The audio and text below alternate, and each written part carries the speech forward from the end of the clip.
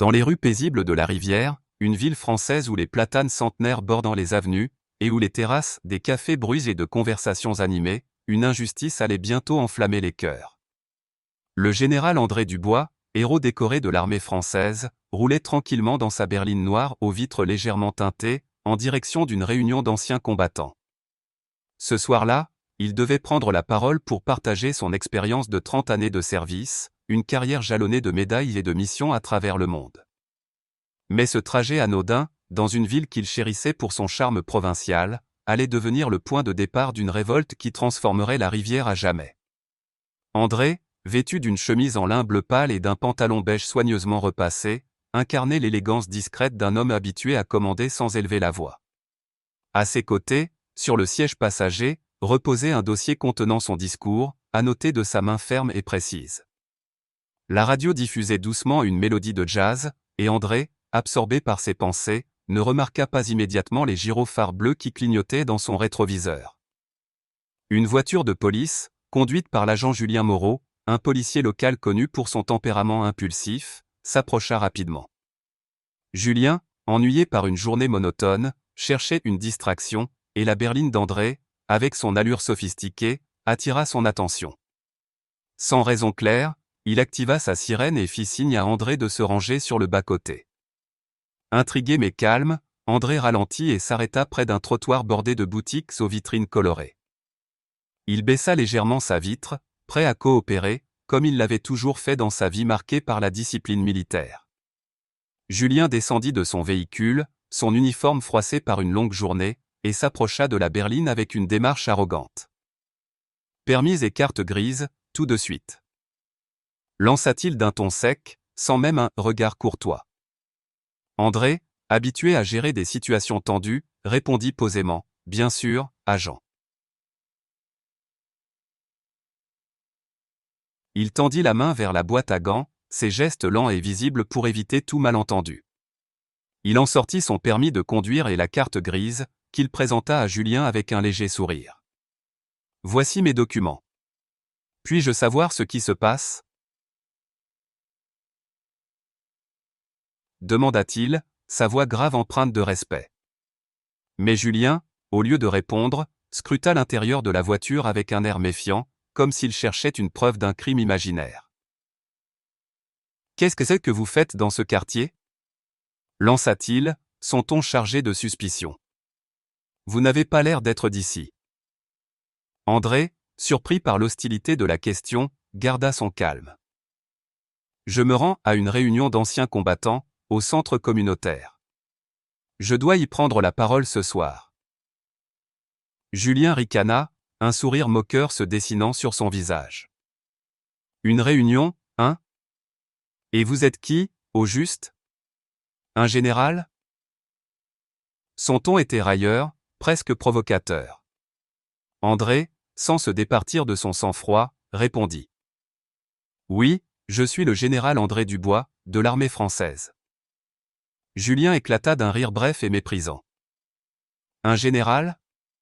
Et moi, je suis le ministre de l'Intérieur. Sortez de la voiture, maintenant. » André sentit une tension monter en lui, non pas de colère, mais de déception face à l'injustice qui se dessinait. Il demanda calmement. « Pour quelle raison dois-je sortir, agent ? » Julien, agacé par la sérénité d'André, posa la main sur la crosse de son arme, un geste intimidant. « Parce que je vous l'ordonne. » aboya-t-il. Conscient que toute résistance, même verbale, pourrait aggraver la situation, André obéit.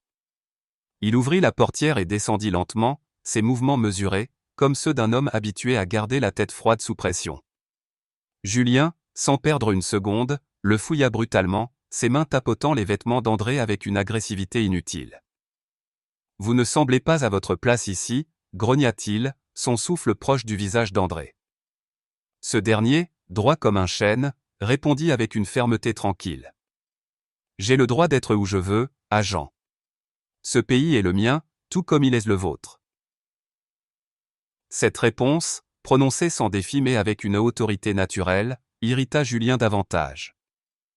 Il saisit le bras d'André et le guida vers l'arrière de la berline, où il sortit une paire de menottes. Une petite foule s'était formée sur le trottoir, attirée par la scène inhabituelle. Parmi eux se trouvait Auclair, une jeune enseignante aux lunettes rondes, et Pierre, un boulanger du quartier dont le tablier blanc était encore taché de farine. Claire, tenant son téléphone, commença à filmer discrètement, tandis que Pierre murmurait à un voisin. « Cet homme n'a rien fait. Pourquoi l'embête-t-il » Claire, plus audacieuse, s'avança et lança « Agent, il n'a rien fait de mal. » Il conduisait calmement. Julien, sans tourner la tête, la repoussa d'un regard glacial. « Reculez, mademoiselle. C'est une affaire de police. » Claire, hésitante, remarqua une carte militaire posée sur le tableau de bord de la berline, mais sous l'intimidation de Julien, elle recula dans la foule. Julien menotta André, les bracelets métalliques cliquetant dans le silence tendu. « Vous êtes en état d'arrestation pour résistance à un officier, déclara-t-il avec une assurance feinte. André, toujours maître de lui, murmura. « Vous faites une grave erreur, agent. » Julien ricana, ignorant l'avertissement.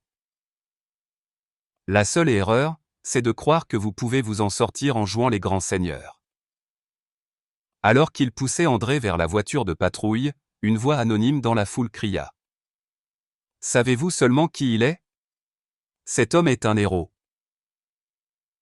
Julien, imperturbable, ignora le commentaire et ouvrit la portière arrière de son véhicule. Il fit monter André, qui s'assit avec une dignité intacte, son regard fixé droit devant lui. Dans la voiture, l'atmosphère était lourde. Julien, jetant un coup d'œil dans le rétroviseur, lança avec mépris, « Pas grand-chose à dire maintenant, hein ? Plus de grands discours ?» André, les mains menottées derrière le dos, répondit calmement. « J'ai beaucoup à dire, agent, mais j'attendrai le bon moment et les bonnes personnes. » Julien leva les yeux au ciel, convaincu qu'il avait affaire à un imposteur cherchant à se donner de l'importance. Il alluma sa radio et annonça au commissariat « J'amène un suspect qui prétend être un général de l'armée.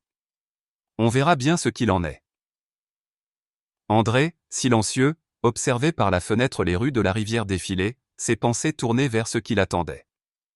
Il savait que cette humiliation, bien qu'injuste, n'était pas seulement la sienne. Elle représentait celle de tant d'autres, anonymes, qui n'avaient ni son rang ni sa voix pour se défendre. Au commissariat, l'arrivée d'André, menotté, fit tourner les têtes. Les officiers présents, occupés à leurs tâches, sentirent immédiatement que quelque chose clochait. André, malgré les menottes, dégageait une autorité naturelle, une présence qui contrastait avec l'image d'un vulgaire délinquant. À la réception, un jeune agent, Luc, leva à peine les yeux de son ordinateur. « Mais si était que ça c'est dit donc ?» demanda-t-il machinalement.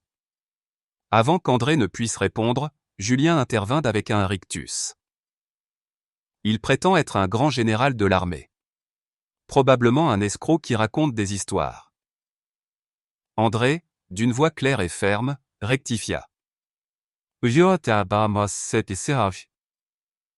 Général André Dubois, armée française. Luc, soudain figé, releva les yeux. Le nom lui était familier. Attendez. Le général Dubois ? Celui des opérations en Afrique ? Balbutia-t-il, incrédule. Il se leva précipitamment, ignorant Julien. Voici. Monsieur, pourquoi êtes-vous menotté ? Julien, sur la défensive, insista. Il a résisté et agi de manière suspecte. J'ai suivi la procédure. Mais Luc, alarmé, murmura. Vous ne comprenez pas ? Cet homme est une figure nationale. À cet instant, la sergente Isabelle Marchand, une femme d'une cinquantaine d'années respectée pour son intégrité et son franc-parler, entra dans la pièce. Son regard perçant balaya la scène. Que se passe-t-il ici ? Demanda-t-elle d'un ton qui n'admettait aucun détour. Luc, nerveux, expliqua rapidement la situation. Isabelle, les sourcils froncés, se tourna vers Julien. Vous l'avez arrêté pourquoi, exactement? Pour avoir conduit lentement dans un beau quartier? Pour avoir une belle voiture? Puis, s'adressant à André avec un mélange de respect et de honte, Général Dubois, je vous présente mes excuses et les plus sincères. Cette situation est inacceptable. Elle s'approcha et, d'un geste rapide, ôta les menottes d'André, qui massa ses poignets où des marques rouges étaient visibles. Merci, sergente, répondit-il avec une dignité intacte. Je veux que cet incident soit consigné officiellement. Je veux un rapport complet. Isabelle acquiesça sans hésiter. Absolument, monsieur. Vous avez ma parole. Julien, sentant la situation lui échapper, protesta. Avec tout le respect, sergente, il n'a pas coopéré. Il avait l'air suspect, et je... Isabelle le coupa d'un regard glacial. Votre travail, agent Moreau, est de protéger les citoyens, pas de les humilier sur la base de vos préjugés. Vous avez embarrassé ce département et terni notre honneur. Elle ordonna à Luc d'escorter André dans son bureau, loin des regards curieux des autres officiers. Julien, resté seul au milieu de la salle, sentit les murmures des collègues peser sur lui. Certains le regardaient avec dédain, d'autres avec une gêne silencieuse. Pendant ce temps, dans le bureau d'Isabelle, André s'assit et commença à rédiger sa déposition, son stylo glissant sur le papier avec une précision militaire. Isabelle, debout près de la fenêtre, observait la rue où une petite foule s'était rassemblée, brandissant des téléphones pour filmer l'arrivée d'André au commissariat. « Général, je ne sais comment m'excuser, dit-elle, la voix lourde. Cet incident ne restera pas sans suite. » André releva les yeux, son regard calme mais déterminé. « Ce n'est pas seulement pour moi, sergente. C'est pour tous ceux qui subissent ce genre de traitement sans avoir les moyens de se défendre. » Isabelle hocha la tête, impressionnée par la force tranquille de cet homme. À cet instant, le téléphone d'André vibra. C'était le général Lefebvre, un vieil ami et ancien supérieur, qui appelait depuis Paris. « André, es-tu sain et sauf ?» demanda-t-il, la voix teintée d'inquiétude. « L'état-major est informé. Cette affaire ne passera pas inaperçue. » André répondit posément. « Je vais bien, mon ami. Mais cette ville a besoin de changer, et je compte m'assurer que cela arrive. » Il raccrocha, ses pensées déjà tournées vers la bataille qui s'annonçait. Pendant ce temps, la vidéo tournée par Claire, postée sur les réseaux sociaux, devenait virale. Les images de Julien malmenant André, un homme calme et digne, suscitaient une vague d'indignation. Les hashtags « Justice pour Dubois » et « Nonoprofilage » envahissaient Twitter et Instagram. À la Rivière, les habitants, d'ordinaire réservés, commençaient à se réunir dans les cafés et sur les places publiques, discutant avec passion de l'injustice dont André avait été victime. Pierre, le boulanger, partageait de la vidéo dans son magasin, déclarant à ses clients: « Cet homme est un héros, et regardez comment on l'a traité. » Claire, de son côté, organisait une réunion communautaire pour le lendemain, déterminée à transformer cette colère en action. Au commissariat, Julien, isolé dans un coin, entendait les conversations des autres officiers. Certains murmuraient que son comportement avait mis tout le département dans l'embarras. D'autres, plus loyaux, tentaient de le défendre, mais leur voix manquait de conviction. Isabelle, sortant de son bureau, croisa Julien et lui lança un regard sévère. « Vous avez déclenché quelque chose de plus grand que vous, agent Moreau. Préparez-vous aux conséquences. » Julien, pour la première fois, sentit d'un frisson d'incertitude. Il avait cru agir dans l'intérêt de l'ordre, mais il commençait à réaliser que son jugement hâtif avait allumé une étincelle qu'il ne pourrait éteindre. Dehors, la foule grossissait, et les téléphones continuaient de filmer. La Rivière, cette ville paisible où l'on savourait les croissants au petit matin et les promenades au bord de la rivière, s'éveillait à une nouvelle réalité. L'injustice faite à André Dubois n'était pas un incident isolé, mais le catalyseur d'un mouvement qui allait bouleverser la ville. Dans le bureau d'Isabelle, André terminait sa déposition, son regard fixé sur l'horizon. Il savait que ce n'était que le début. La lutte pour la justice, pour l'égalité, pour une ville meilleure, venait de commencer. Et il était prêt à la mener, non pas pour lui, mais pour la rivière et tous ceux qui croyaient en un avenir plus juste. La rivière, autrefois havre de paix où les habitants échangeaient des politesses autour d'un café ou d'une baguette fraîche, s'était transformée en un chaudron bouillonnant d'indignation. Les rues, bordées de platanes et de façades pastel, résonnaient désormais des chants des manifestants, leurs pancartes brandissant des slogans comme « Justice pour Dubois » et « Non au profilage ». L'arrestation injuste du général André Dubois, héros national, avait enflammé la ville, et l'étincelle allumée par une vidéo virale devenait un brasier que personne ne pouvait ignorer. Dans les cafés, les marchés, les boulangeries, les conversations tournaient autour d'une seule question: comment une telle injustice avait-elle pu se produire à la rivière, cette ville fière de son esprit communautaire?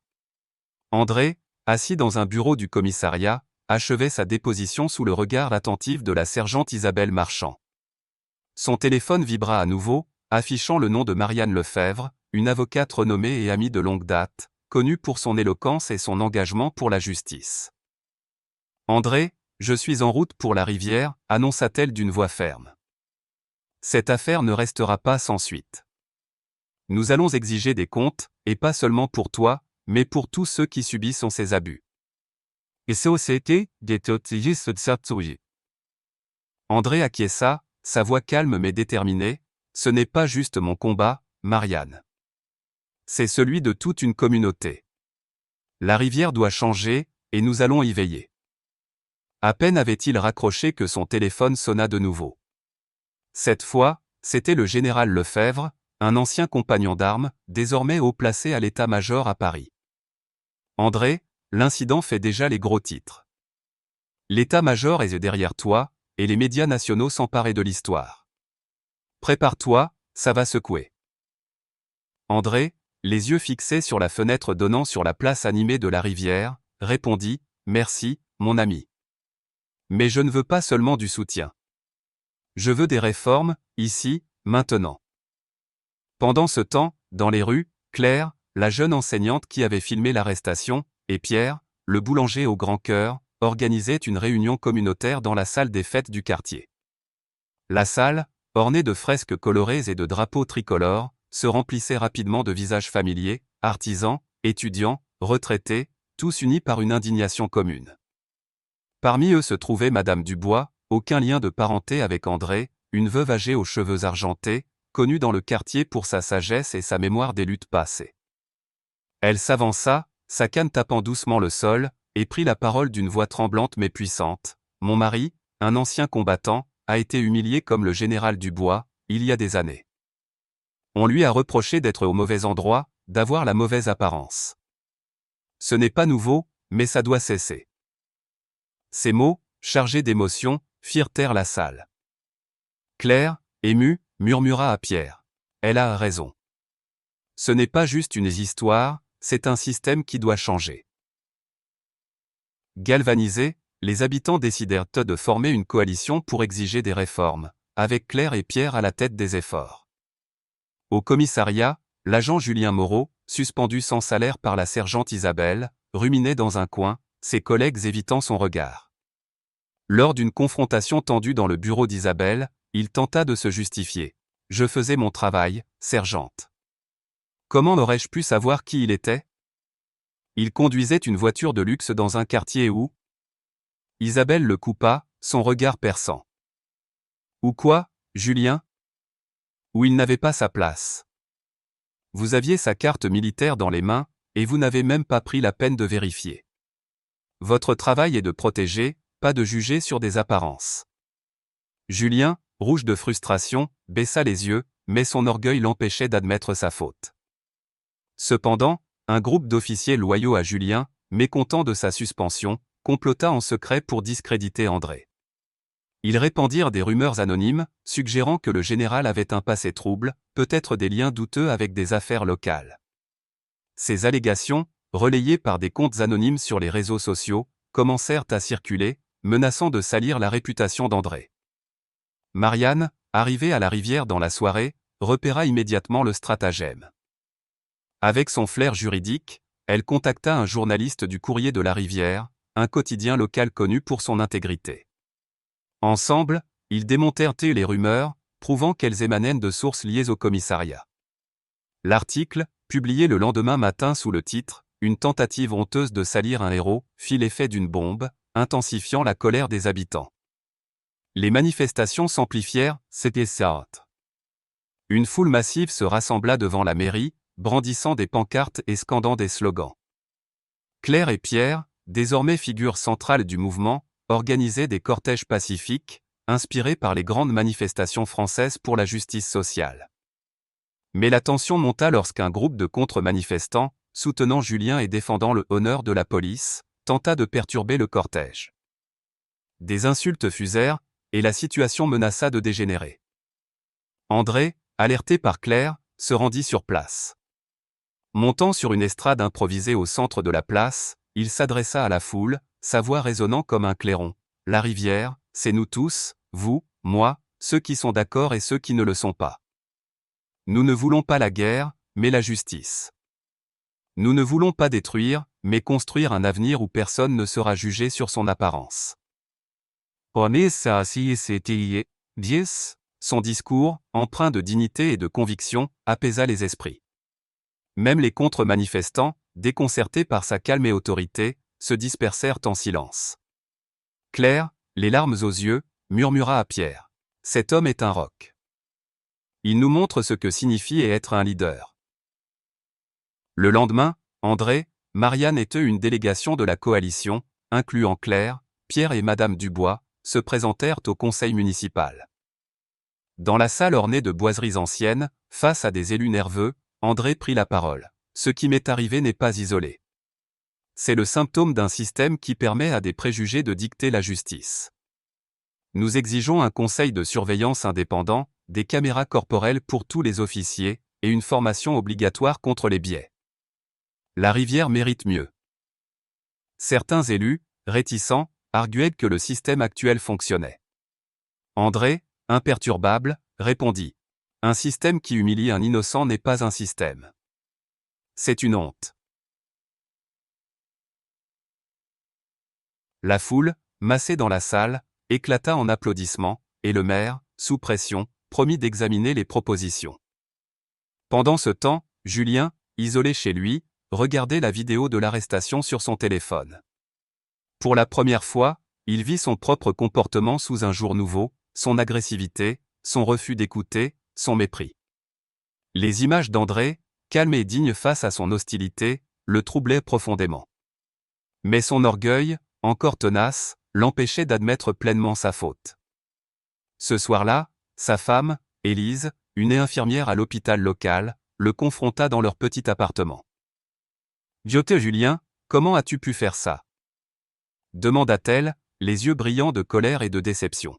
« Tu as humilié un homme innocent, et maintenant, tu nous humilies tous.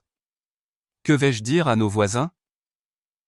Julien, incapable de répondre, baissa la tête.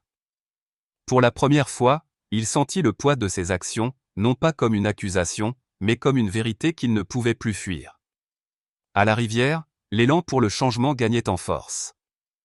Les réunions communautaires se multipliaient, et Madame Dubois, avec sa sagesse tranquille, devint une figure d'inspiration. Lors d'une soirée à la salle des fêtes, elle raconta comment son mari, un soldat de la Seconde Guerre mondiale, avait été arrêté à tort dans les années 1950, simplement pour avoir marché dans un quartier chic. Il n'avait pas la voix du général Dubois, dit-elle, les larmes aux yeux. Mais il avait la même dignité. Et aujourd'hui, nous devons nous battre pour que personne ne vive cela. Ces mots, simples mais puissants, galvanisèrent la foule.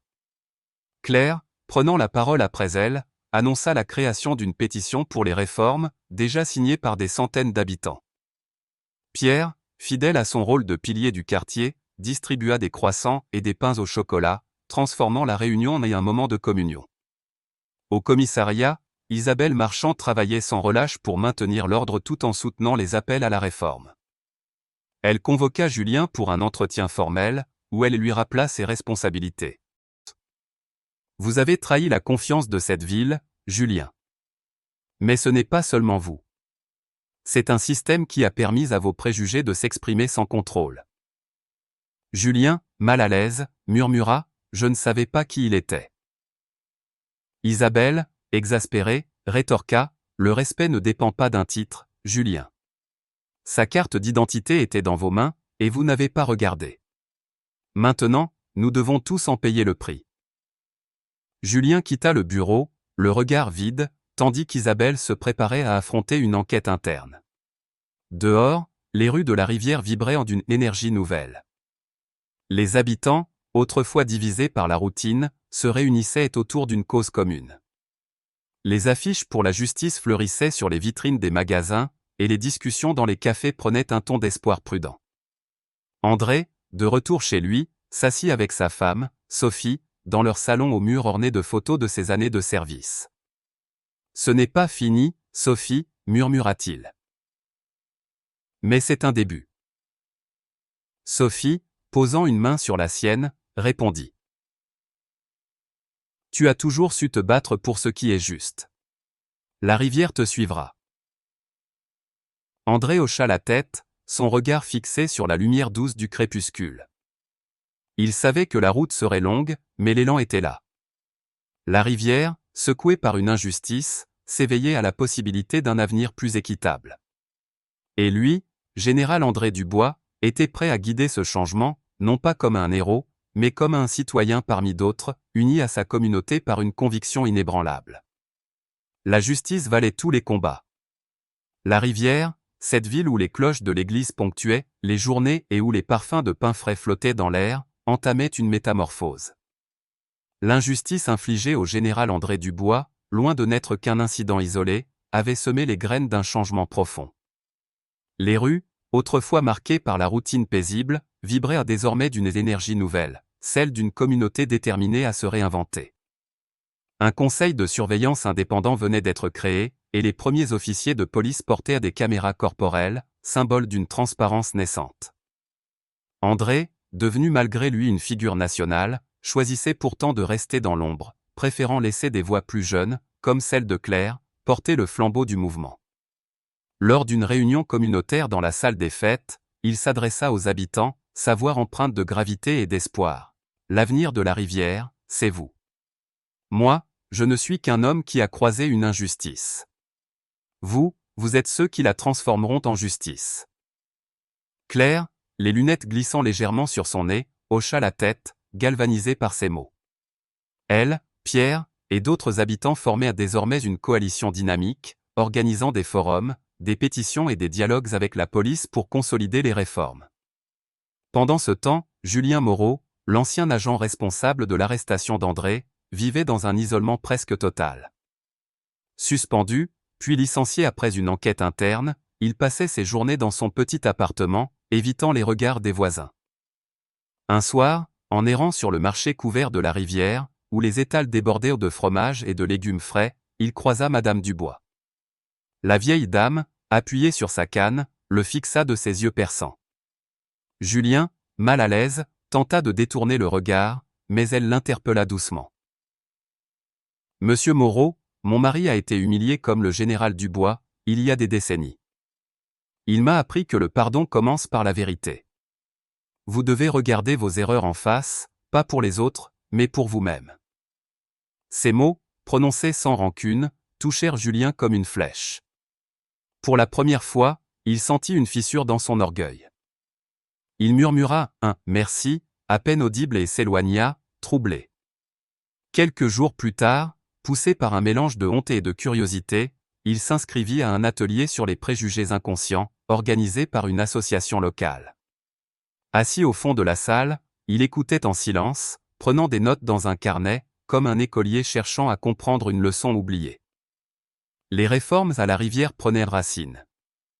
Sous la direction de la sergente Isabelle Marchand, promue chef de la police après le départ du précédent commandant, le commissariat adoptait une nouvelle philosophie. Les officiers, formés à reconnaître leurs biais, participaient à des rencontres communautaires, non plus en uniforme mais en civil, pour écouter les habitants. Les plaintes pour inconduite diminuaient, et des liens, fragiles mais réels, se tissaient. Lors de la fête de la rivière, un festival annuel où les rues s'illuminaient de guirlandes et où les stands proposaient du vin chaud et des crêpes, André déambula parmi la foule, observant avec un sourire discret les enfants qui riaient et les officiers qui discutaient avec les habitants. Claire, désormais une figure centrale du mouvement, avait organisé un débat public sur la place principale. Madame Dubois y prit la parole, sa voix frêle mais puissante. Mon mari, un soldat, a été arrêté à tort dans les années 50, simplement parce qu'il marchait dans un quartier qui n'était pas le sien. Il n'a jamais eu justice, mais aujourd'hui, grâce à vous tous, nous la construisons pour d'autres.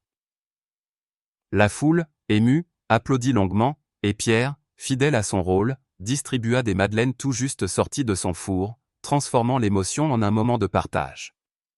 Un soir, alors qu'André rentrait chez lui après une réunion, il croisa Julien au détour d'une rue pavée, éclairée par des lampadaires anciens. Julien, les épaules voûtées, semblait hésiter à s'approcher. Finalement, il s'avança, le regard baissé. « Général Dubois, je suis désolé, j'ai eu tort. Ce que j'ai fait était inexcusable. » André, fidèle à sa droiture, le fixa calmement. « Ce n'est pas à moi que vous devez des excuses, Julien, mais à vous-même. Changez, et vous trouverez votre chemin. » Julien hocha la tête, les yeux humides, et murmura « Je vais essayer. » Ce moment, simple mais chargé de sens, marqua un tournant pour Julien. Quelques semaines plus tard, il s'inscrivit comme bénévole dans un centre communautaire, aidant des jeunes à préparer leurs examens. Ce n'était qu'un début, mais pour la première fois, il ressentait une lueur d'espoir. La rivière, malgré ses progrès, n'était pas exempte de tensions. Certains officiers, réticents aux réformes, murmuraient leur mécontentement, et des habitants, sceptiques, doutaient de la pérennité du changement. Mais Isabelle, inflexible, rappela lors d'une réunion au commissariat, ceux qui refusent de changer n'ont pas leur place ici. La rivière mérite une police qui protège, pas qui divise.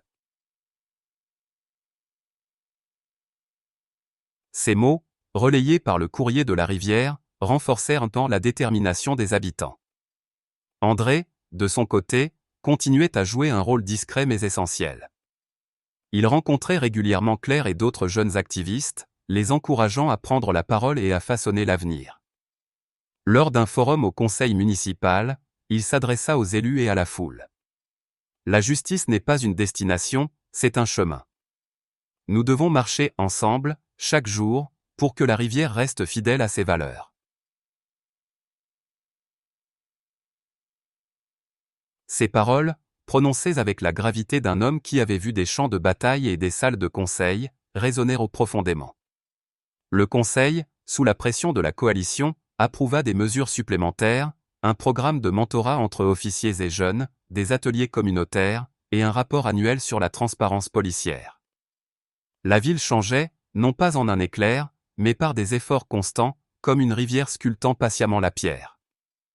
Un soir, André et sa femme, Sophie, se promenaient dans le parc de la rivière, où les enfants jouaient, sous les chênes centenaires et où les voisins échangeaient des saluts chaleureux.